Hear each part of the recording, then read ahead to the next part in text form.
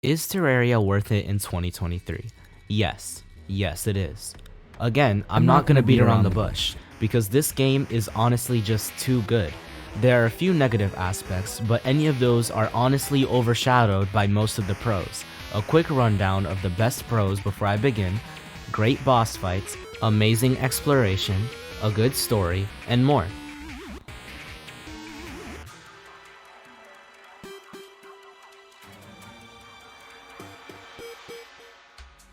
Alright, let's start with the progression of this game.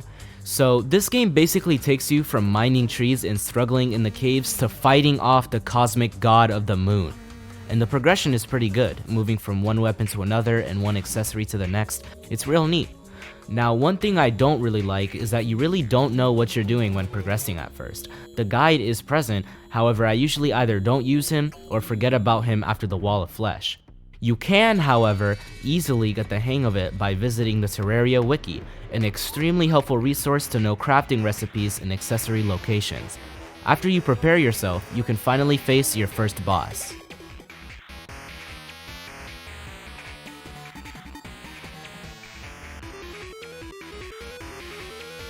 The bosses in this game are extremely fun to play. They are mostly known as bullet hells, but they are much more. The dodging, the projectiles, everything is just implemented well. For example, the first boss you fight, the Eye of Cthulhu, can easily dodge you in later phases of its fight. If you eventually kill it, it drops a Shield of Cthulhu, which you can equip.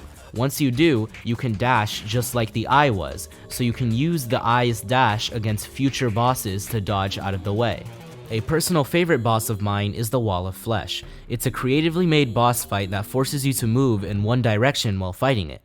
I mean, you could also just build a huge bridge and walk backwards while holding down your mouse button, but there's no fun in that.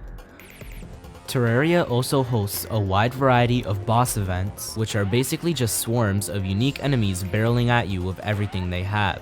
For example, the Goblin Army has goblins who throw shurikens, use magic, and swing at you with swords. So the bosses have lots of variety. Now let's look at some other features of this game.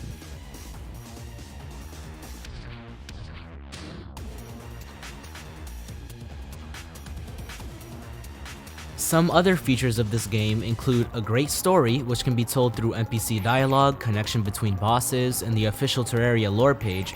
There's also a nice atmosphere with amazing music, which I'll talk about later, and a great art style, which I'm personally a fan of. There is also mod support, which I'm not going to talk about in this video.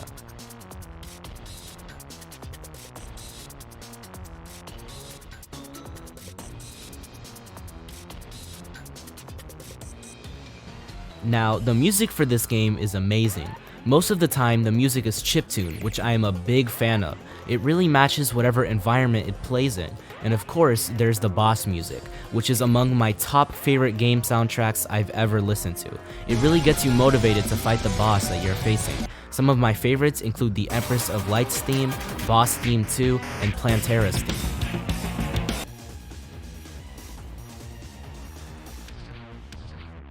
And so, those are the reasons why I believe Terraria is worth it this year. It's just a very fun game to play, especially if you try higher difficulties and with mods, which I'll talk about in the next video. So, in conclusion, get Terraria. That's it, just get it. If you enjoyed this video, make sure to like and subscribe, and if you have an idea for a game I should review or something I should make a video essay about, make sure to let me know in the comments.